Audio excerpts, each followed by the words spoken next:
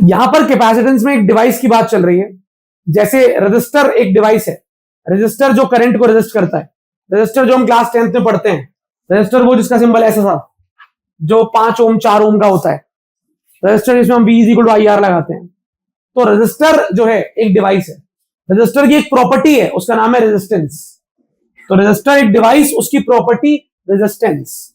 ऐसे ही कैपेसिटर एक डिवाइस है, उसकी प्रॉपर्टी है कैपेसिटेंस। तो जैसे रजिस्टर करंट को रोकता है और उसके करंट को रोकने की ताकत या क्षमता को रेजिस्टेंस कहते हैं, ऐसे ही कैपेसिटर चार्ज को स्टोर करता है। कैपेसिटर का मेन काम टू स्टोर चार्ज। तो कैपेसिटर चार्ज को स्टोर करता है और उसके चार्ज को स्टोर करने की एबिलिटी, क्षमता, कितना चार्ज स्टोर कर सकता है, उसे कहते हैं कैपेसिटेंस। क्या कहते हैं?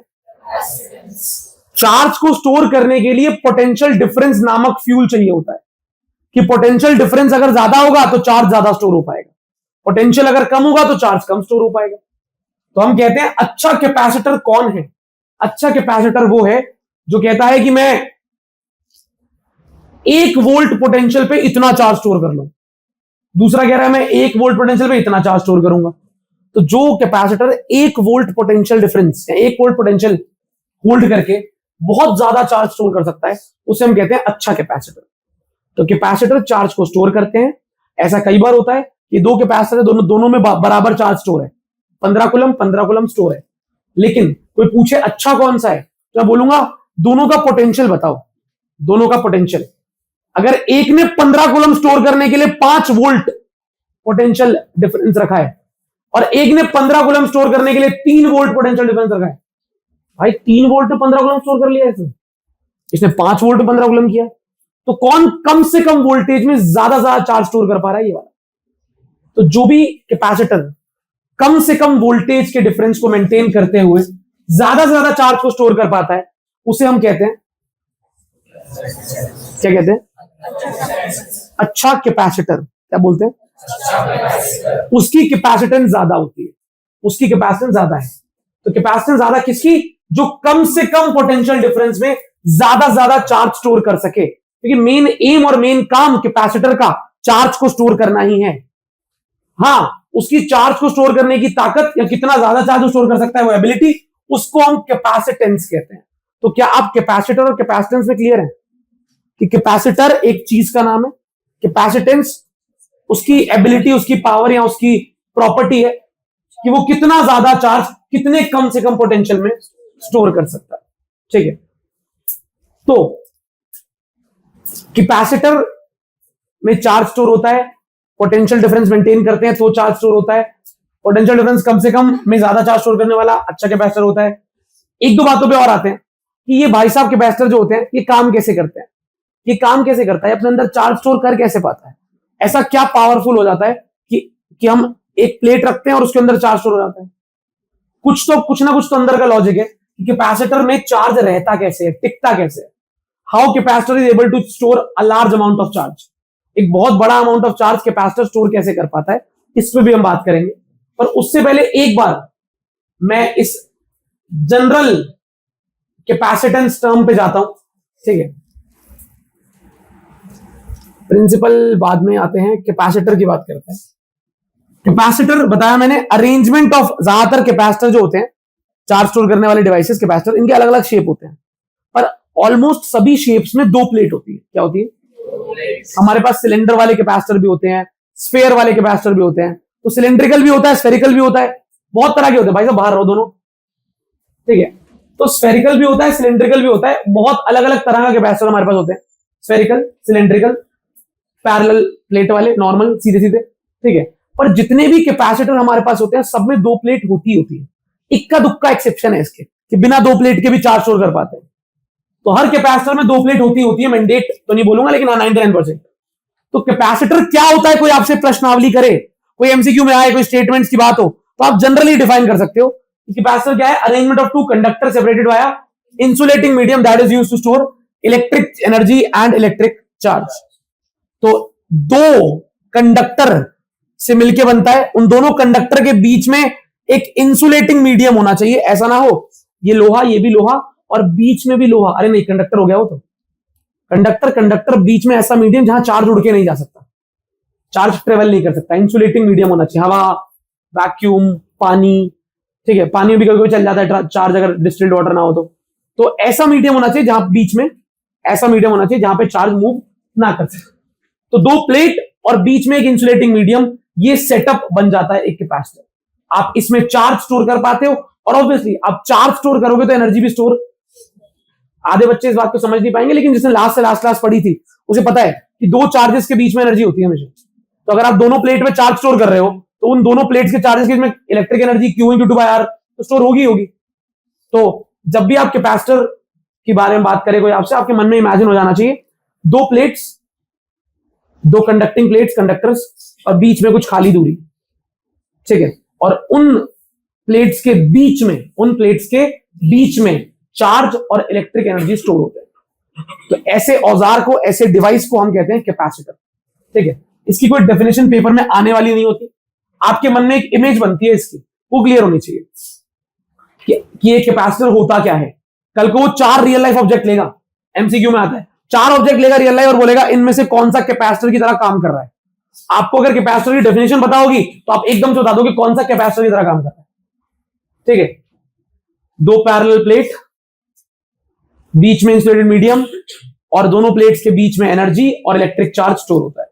ऐसे किसी डिवाइस को कैपेसिटर कहते हैं, ठीक है। नॉर्मल सा होता है, मैं आपको बना के भी दिखाऊं तो सिंपलेस्ट कैपेसिटर ये है, एक पर पॉजिटिव चार्ज होता है, एक पर नेगेटिव चार्ज होता है, बराबर +Q -Q, बीच में कुछ दूरी होती है, और यहां पर एक ऐसा मीडियम होता है जहां पर चार्ज ट्रेवल नहीं कर सकता। तो दिस इज कैपेसिटर। बहुत सारे तरह के होते हैं, ये मैंने सिंपल पैरेलल वाला बना दिया, ये भी कैपेसिटर है। ये प्लेट नंबर 1 है, इसमें चार्ज Q1 है, ये प्लेट नंबर 2 है, इसमें चार्ज -Q1 है। तो दो प्लेट है, अंदर एक प्लेट और फिर बाहर एक प्लेट, ठीक है, पैरेलल हो गई बिल्कुल। तो बहुत तरह के होते हैं हमारे कैपेसिटर, ऐसा भी होता है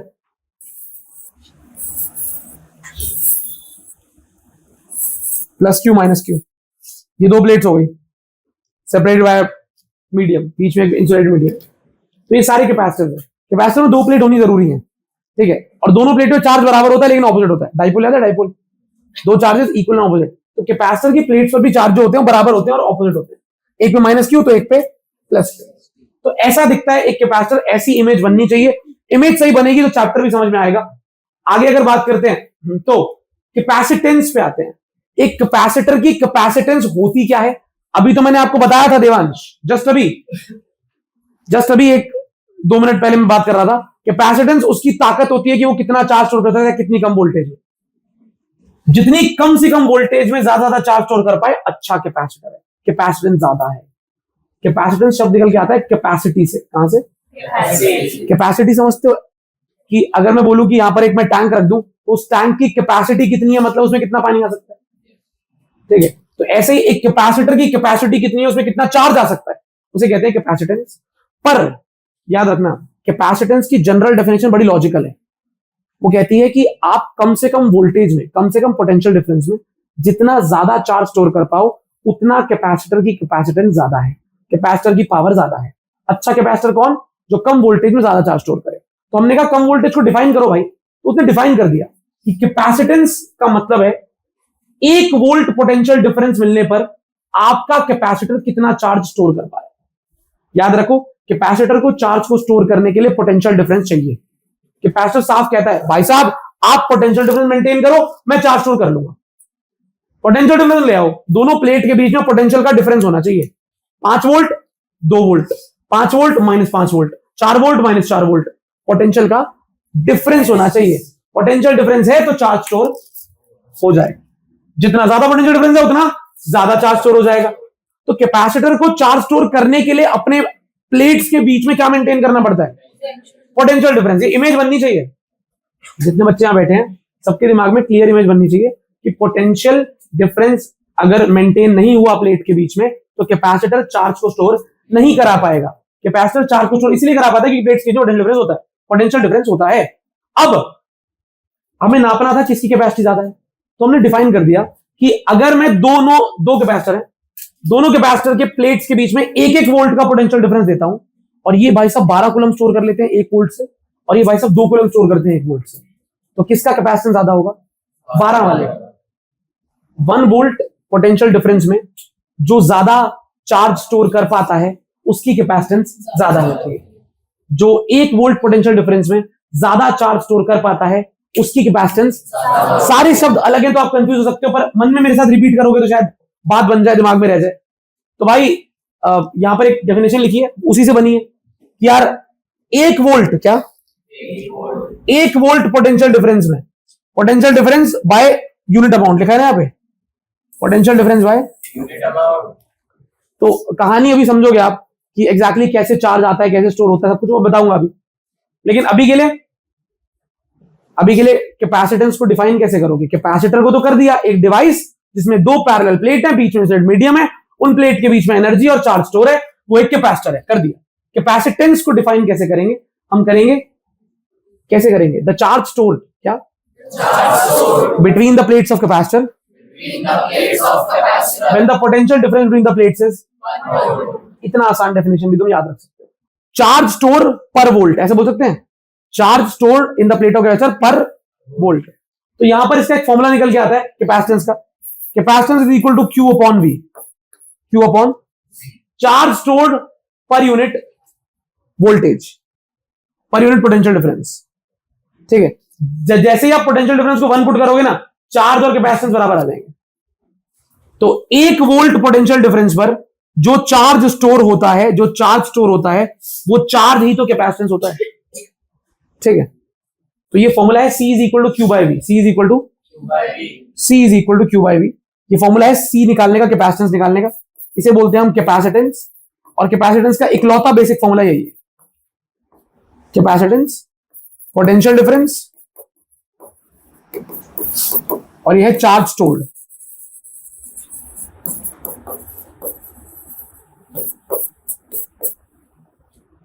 चार्ज स्टोर्ड, क्या समझे? C is equal to Q by V, the most basic and the most, आपके लिए तो नया फॉर्मूला बोलूंगा, सबसे नया फॉर्मूला यही है चैप्टर का। C is equal to Q by V, C is equal to Q by V, C is equal to, where C is the capacitance of your capacitor, Q is the charge stored in the capacitor and V is the potential difference maintained between the plates. Plates के बीच में 12 volt है, charge store किया 200 volt, तो 200 upon 12 capacitance आ गई। C is equal to Q by V, C is equal to C is equal to Q by V, C is equal to Q by V. So this is the basic formula. Definition मैंने बता दी, क्या बताई थी definition? Capacitance is equal to charge stored between the plates of capacitor when the potential difference is C is equal to Q हो जाएगा तो V1 होगा। जैसे V को 1 करूंगा C और Q बराबर हो जाएंगे, वही मैंने आपको लिखवाया था। ठीक है भैया? हाँ ना कैपेसिटेंस की डेफिनेशन में भी पेपर में आ सकते हैं, मे भी। ये एक फॉर्मूला है, मैं बोलूंगा सारा बेसिक इस चैप्टर का इसी पे घूमता है, सारा बेसिक। अब ऐसा यूनिट पे आते हैं भाई, C is equal to Q by V है, Q भाई साहब कूलम्ब और V भाई साहब वोल्ट।